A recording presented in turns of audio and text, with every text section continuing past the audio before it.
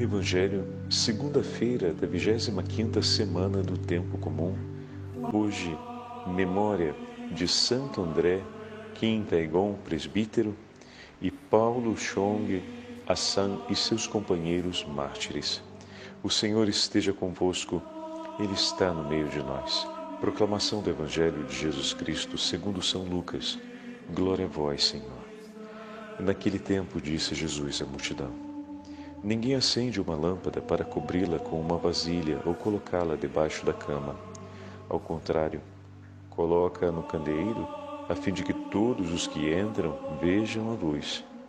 Com efeito, tudo o que está escondido deverá tornar-se manifesto, e tudo o que está em segredo deverá tornar-se conhecido e claramente manifesto. Portanto, prestai atenção à maneira como vós ouvis, pois a quem tem alguma coisa será dado ainda mais. Aquele que não tem será tirado até mesmo o que ele pensa ter. Palavra da salvação. Glória a vós, Senhor. Segunda-feira da 25ª semana do Tempo Comum. Hoje, memória de Santo André Kim, presbítero, e Paulo Chong, com seus companheiros mártires. Em nome do Pai, do Filho e do Espírito Santo. Amém. Queridos irmãos e irmãs, hoje estamos ouvindo esses nomes diferentes que aparecem junto à segunda-feira da 25ª semana.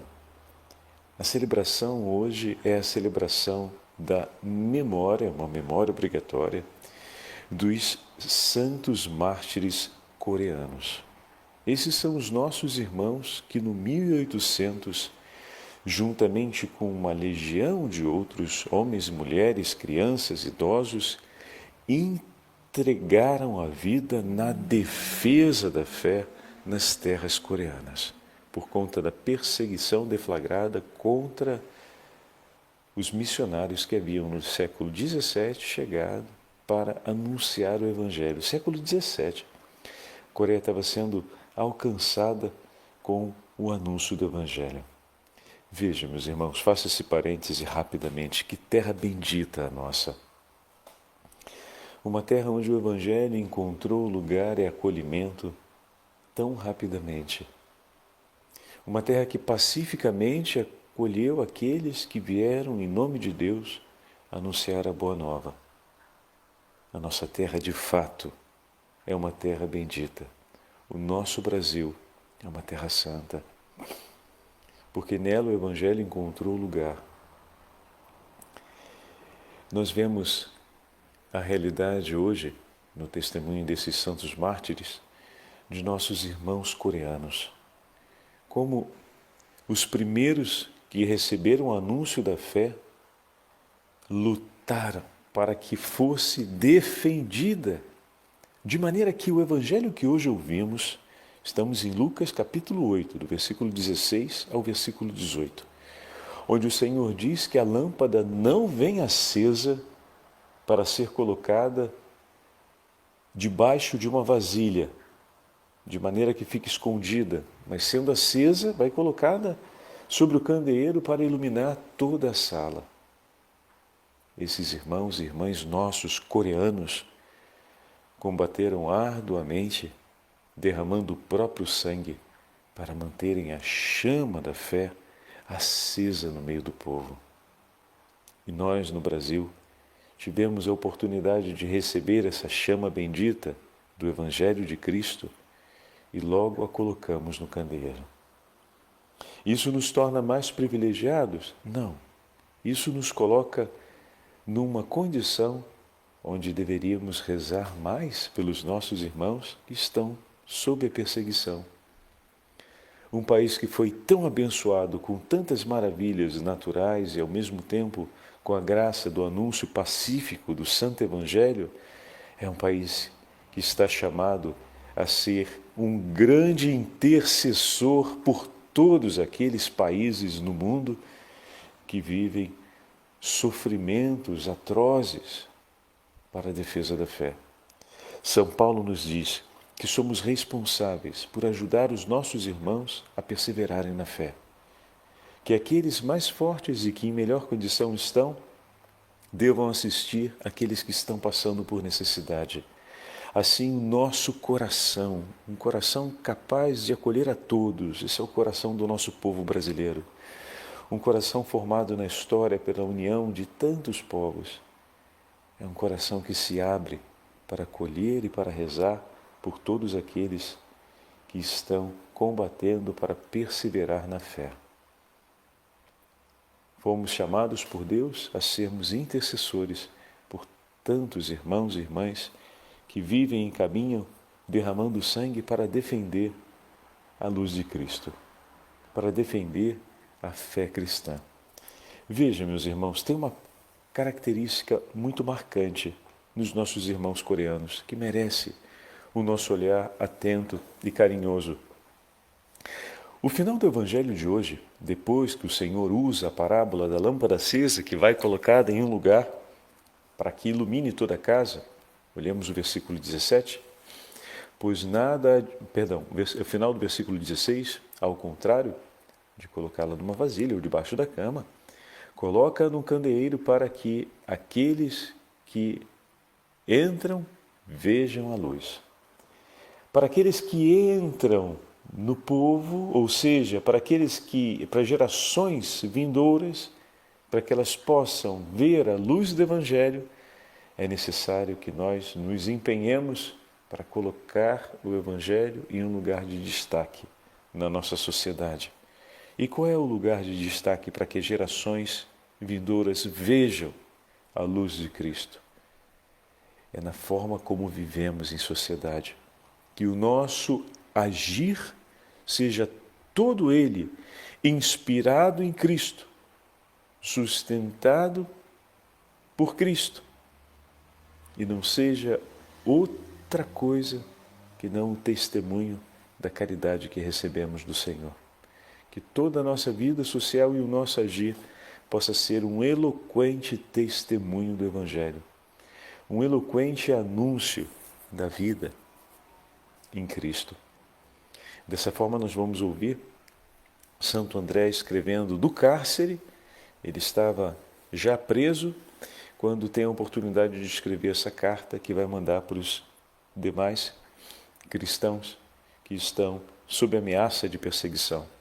E no cárcere ele vai dizer quantos que estão presos juntamente com ele, que esperam o momento do sentenciamento. Depois, na continuação do Evangelho, o Senhor diz: nada há de oculto que não se torne manifesto.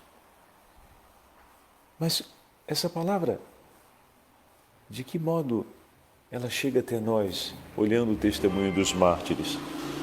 Tudo aquilo que Deus realiza no nosso coração, na medida em que a palavra de Deus vai sendo ouvida e acolhida. Vocês lembram de ontem que falamos do tema do acolhimento, a palavra-chave utilizada por São Marcos no seu Evangelho, quando fala a respeito do anúncio do Evangelho? Então, na medida em que o Evangelho vai sendo acolhido, ele vai transformando de tal forma a nossa vida que aquele que se deixou alcançar por Cristo não se esconde mais. Interessante, né? Cristo transforma de tal modo a sua vida que você se torna luz no mundo e sal da terra. Assim é o homem e a mulher que acolhe o Evangelho e, acolhendo, permite que o Evangelho transforme o seu modo de vida. Não permanecerá oculto, mas se tornará manifesto aos olhos dos homens. Não há nada em segredo que não seja conhecido e venha à luz do dia. De maneira que todo aquele que abraça a palavra do Senhor e todo aquele que guarda os ensinamentos do Senhor brilhará como o sol. Assim como Cristo, o sol nascente que nos veio visitar, iluminou-nos com a luz da vida.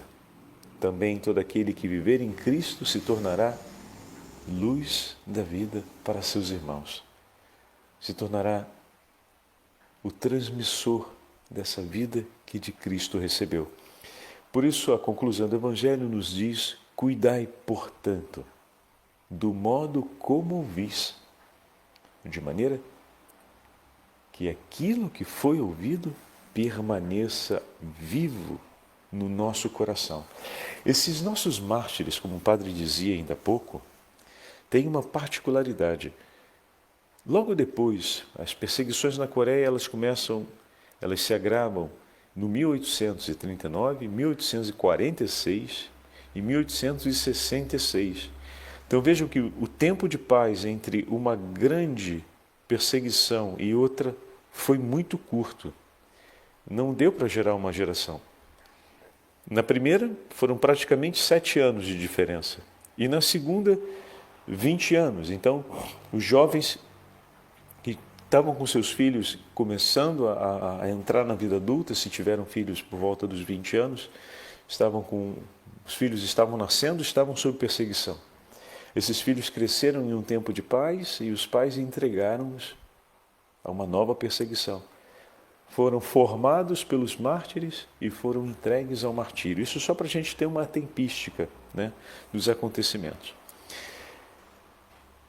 A Coreia, por muitos anos, ficou sem ter sacerdotes, meus irmãos. E a evangelização do território coreano foi feita através dos catequistas, através dos leigos. Guardavam e conservavam, quando conseguiam, a Santa Eucaristia de uma forma única. E se animavam mutuamente na fé, lendo a palavra de Deus e transmitindo uns aos outros o ensinamento do catequismo que receberam por parte dos primeiros missionários. Tinham um cuidado enorme, sabe de quê? De ouvir com atenção o texto do Evangelho e de guardá-lo no coração. De maneira que numa comunidade era possível, juntando seus membros, que se falasse por uma noite inteira, se recitasse por uma noite inteira o texto do Evangelho de São Marcos, o texto do Evangelho de São Lucas, que sabiam de cor, as cartas de São Paulo. E também receberam a transmissão do catecismo da Igreja dessa forma. Os ritos do batismo, sobretudo o batismo das crianças, nas situações mais emergenciais, poderiam ser feitos.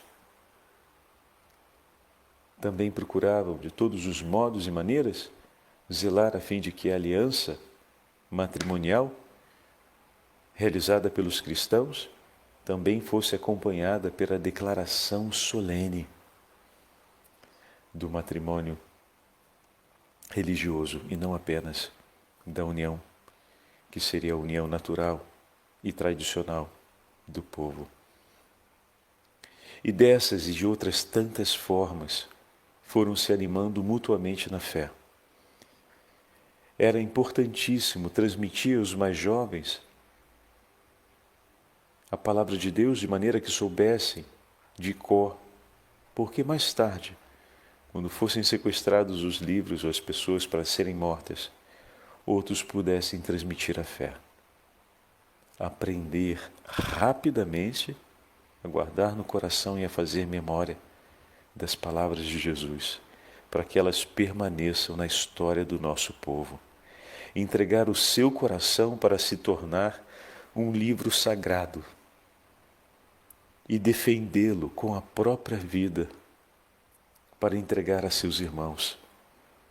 Que testemunho heróico, meus irmãos e minhas irmãs, desses nossos irmãos. Em um período onde os recursos eram tão limitados, mas do ponto de vista humano, como falávamos outro dia, no sábado, se aplicavam as virtudes intensamente.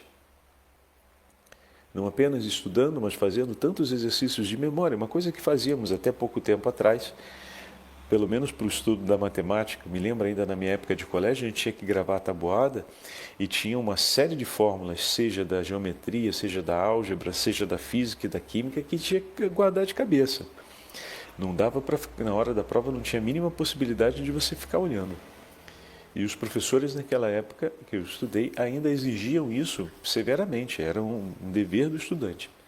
E me lembro que nas gerações anteriores à minha, na minha já não tanto, se gravavam os poemas para recitá-los em sala de aula. A aula de literatura muitas vezes era para recitar poemas. Aqui na Itália, me impressiona que os rapazes que fazem liceu clássico gravam textos longuíssimos de Dante Alighieri e faz parte ainda recitá-los durante as aulas de literatura. E muitas vezes sentenças em latim e grego, aqueles que fazem latim e grego, são chamados a guardar de cor, ou seja, a ter no coração e poder recitá-las. E nós, muitas vezes, que temos a possibilidade de ler, não só de ouvir, não ignoremos, no 1800, não temos homens e mulheres que sabem ler e escrever como hoje em abundância. Então se reuniam e um lia. E daquela leitura os que ouviam iam guardando no coração. E quantas vezes esse texto foi lido? E quantas vezes ele foi ouvido com uma atenção extraordinária para poder ser impresso sobre a alma, palavra por palavra, de maneira que não viesse a ser esquecido e pudesse ser transmitido aos irmãos e irmãs.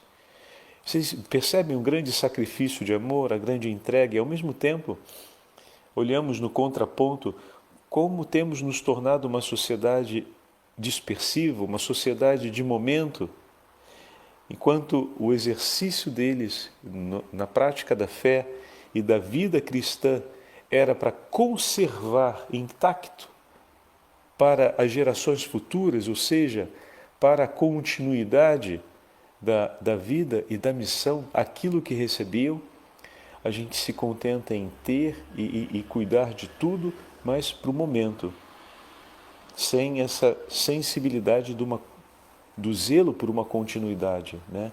De que aquilo que recebo para iluminar a minha vida e para ser transmitido. E como o Evangelho de hoje é oportuno sobre isso. Falávamos ainda há pouco, citando o versículo 17, que na medida em que a palavra vai sendo acolhida e guardada no nosso coração, vai se transformando o coração de maneira que se torna evidente e não permanece escondido aquilo que foi acolhido. Então, joga muito a forma como ouvimos e a sensibilidade do nosso coração na hora de ouvir. Talvez fosse importante recuperarmos esses exercícios de silêncio, esses exercícios de maior recolhimento na hora de ouvir a palavra de Deus, para que ela vá ficando pouco a pouco gravada no nosso coração. É bem verdade que não temos, por assim dizer, a necessidade e a urgência que nossos irmãos no 1800 tiveram de gravar no coração para poder transmitir às gerações aquela palavra que poderia ser perdida na próxima tempestade de perseguições que se abatesse sobre o povo. Mas nós temos, como eles tiveram, a necessidade de ter essa palavra guardada no nosso coração e vivida por nós. Isso permanece comum a eles e a nós. E podemos olhar o exemplo deles e dizermos, bom, me convém, vou procurar ter esse exercício e esse zelo maior de quando me recolher para a oração, procurar ler com mais atenção a palavra de Deus e procurar gravar aqueles versículos que a liturgia me entrega. E pouco a pouco, com essa sequência, como já tivemos a chance de falar, nós vamos aprendendo qual texto vem depois do outro. E até para quem depois precisa fazer formação bíblica ou deve, de alguma forma, acompanhar os grupos de pastoral ou fazer uma conferência, dar uma palestra, com o tempo você vai ver que você já consegue identificar aquela narração em que texto está. Se está no texto de Mateus, se está no texto de Lucas, ou então, que é uma coisa ainda mais interessante, já sabe qual é a parábola que vem antes ou depois. Esse daqui eu acho que está em Lucas, mas eu sei que vem depois da parábola do filho pródigo. E aos pouquinhos a gente vai ganhando essa santa e saudável familiaridade com o texto bíblico. E ele não se torna mais um texto desconhecido, mas próximo de nós, até o ponto de a gente conseguir citá-lo com tanta liberdade na medida em que vamos fazendo a formação. Eu me lembro que no nosso tempo de seminário, reunirmos-nos na capela para cantarmos a liturgia das horas teve um papel importantíssimo na minha vida. porque o canto da liturgia das horas me ajudou a gravar o texto dos salmos, de maneira que na missa, que nós usamos a mesma fórmula, melhor dizendo, o mesmo texto, que é o texto aprovado pela CNBB para o lecionário, é o texto do livro da liturgia das horas. E muitas vezes na paróquia, quando começavam a cantar o salmo da missa dominical, ou quando durante a semana era feita a leitura do salmo durante as missas feriais, imediatamente vinha no coração a lembrança das palavras. E se fosse cantada como na missa dominical, vinha ainda mais fácil a memória. Por quê? Porque foram anos ali ouvindo, recitando e cantando aqueles salmos. Não de qualquer jeito, mas no recolhimento do silêncio da capela, depois de uma atividade, todos andávamos para a capela e ali parávamos por um instante e depois começava a oração. Como foi importante essa experiência para que no coração permanecesse aquele texto bíblico. Madre Teresa de Calcutá escreve, falando sobre esses dois elementos, o silêncio e o ouvir, escreve essa belíssima orientação, simples, sempre o jeito de Madre Teresa, mas que fala a respeito da escuta da palavra de Deus. Escuta em silêncio. Se o teu coração estiver a transbordar de milhões de coisas e preocupações, devo lhe dizer, não conseguirás ouvir a voz de Deus. Mas, assim que te puseres a escutar a voz de Deus no teu coração pacificado, tenha certeza, Ele encher-se-á de Deus. Isso exige muitos sacrifícios, é bem verdade, e uma disciplina a ser conquistada. Mas se temos realmente o desejo de rezar, se queremos rezar de fato, temos de dar esse passo. Precisamos nos empenhar sobre isso. Este é apenas o primeiro passo. Mas se não o dermos com determinação, nunca alcançaremos a última etapa, que é estar na presença de Deus em ato de contemplação. Por isso, é necessário fazer esta aprendizagem desde o início, escutar a voz de Deus no nosso coração. E Deus fala no silêncio do nosso coração. Em nossos tempos, a nossa sociedade é muito agitada por preocupações e por tantos outros afazeres. Mas, se não nos desligamos desses na hora de rezar, repito, não conseguiremos ouvir a voz de Deus. Depois da plenitude do coração, sobe então à boca o que esta deve dizer. O falar em resposta a Deus acontece depois que o nosso coração já está cheio das palavras que Deus nos falou. Aí opera-se, enfim, a fusão entre a alma orante e o Senhor. No silêncio do coração, Deus fala, e tu só tens de escutar. Depois, da plenitude do teu coração, que se encontra agora repleto de Deus, de suas palavras, repleto de amor, repleto de compaixão, repleto de fé, enfim, a tua boca falará. Lembra-te, antes de falares, lembra-te de que tens de escutar. Só então, das profundezas de um coração aberto, poderás falar e Deus irá estar a te ouvir. Então, uma explicação simples de Madre Teresa que nos ajuda a compreender bem essa importância de silenciarmos para ouvir o Senhor. Agora eu queria poder ler para vocês a última carta escrita por Santo André, sacerdote coreano, que foi morto. E bom, tiveram um santo sacerdote, mas esse também morreu como um bom pastor, conduzindo o povo no caminho que leva à salvação. E ele escreve do cárcere assim, para animar os seus irmãos e irmãs.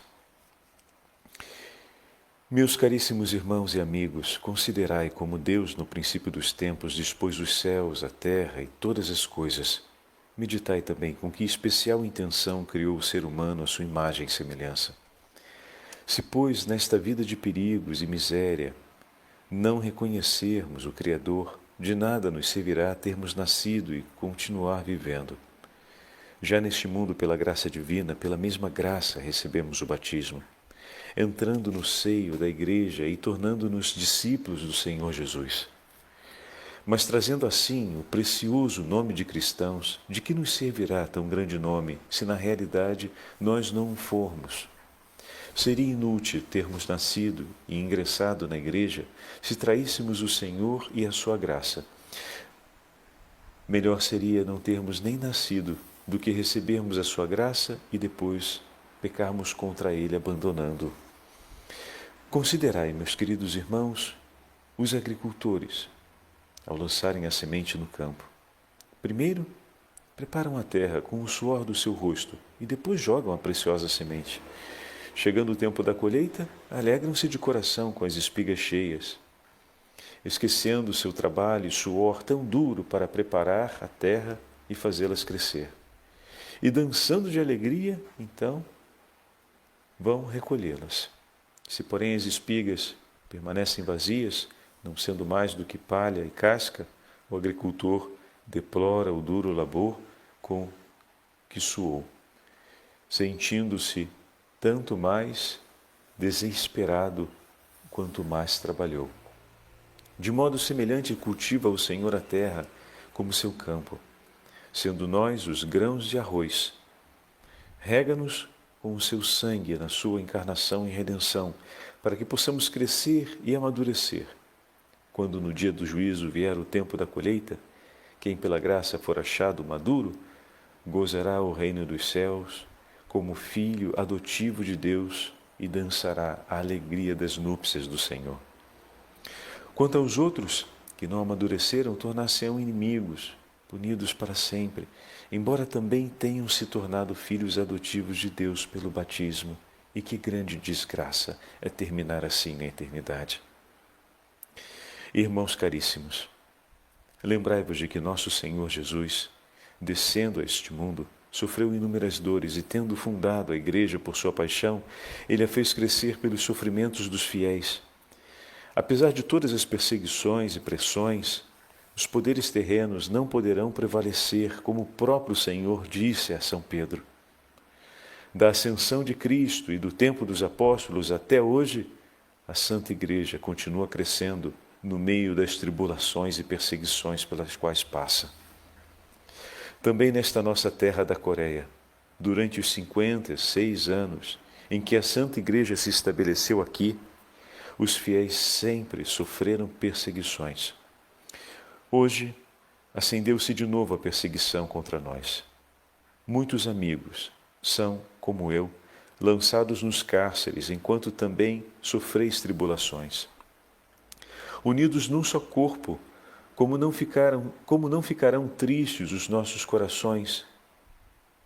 Como, humanamente, não experimentar a dor da separação, vendo os nossos irmãos serem colocados nos cárceres e flagelados? Deus, porém, como diz a Escritura, cuida de cada cabelo de nossa cabeça e o faz com toda a sabedoria. Portanto, como não considerar esta perseguição senão como permitida pelo Senhor, ou mesmo seu prêmio, ou até sua pena? Abraçai, pois, meus irmãos, a vontade de Deus, combatendo de todo o coração pelo vosso chefe Senhor Jesus, e vencendo o demônio da prepotência, já vencido por ele. Eu vos peço, não deixeis de lado o amor fraterno, mas ajudai-vos uns aos outros nesta hora tão difícil, perseverando até que o Senhor tenha piedade de nós e afaste a tribulação. Aqui, neste cárcere em que estou, somos em 20, e pela graça de Deus, todos ainda estão bem, mas não sei por quanto tempo. Caso algum de nós venha morrer, eu vos peço com todo o coração, não negligenciardes a família deste, mas assisti-os em sua dor e em suas necessidades. Muitas coisas teria ainda a dizer-vos, mas como posso exprimi-las em tinta e papel? Por isso, vou terminar aqui a minha carta. Aproximando-se para nós o tempo do luto, peço-vos finalmente que caminheis com fidelidade, de modo que no céu nos possamos congratular e outra vez encontrarmos-nos. Deixo-vos aqui o meu ósculo de amor e vos desejo a paz que vem do Senhor. Com essas palavras, esse santo sacerdote animou a sua comunidade antes de ser martirizado. E com que carinho ele pede aquilo que muitas vezes já falamos em nossas meditações. Ele pede que se cuide da família daqueles que foram martirizados, de maneira que não sejam lançados na miséria e, ao mesmo tempo, não precipitem, seja no ódio, seja no espírito de vingança contra os seus algozes. Com que carinho esse sacerdote ensina o caminho da caridade a seus filhos que estão prestes a também entregar o sangue, testemunhando a fé. Que pelo testemunho dos nossos irmãos coreanos também nós possamos desejar testemunhar a fé no nome do Senhor e nos tornemos palavra viva, evangelho vivo no mundo. O Senhor esteja convosco, Ele está no meio de nós. Pela intercessão de Santo André Kim e seus companheiros mártires, e pela intercessão da Beatíssima Virgem Maria, Rainha dos Mártires, abençoe-vos o Deus Todo-Poderoso, Pai, Filho e Espírito Santo.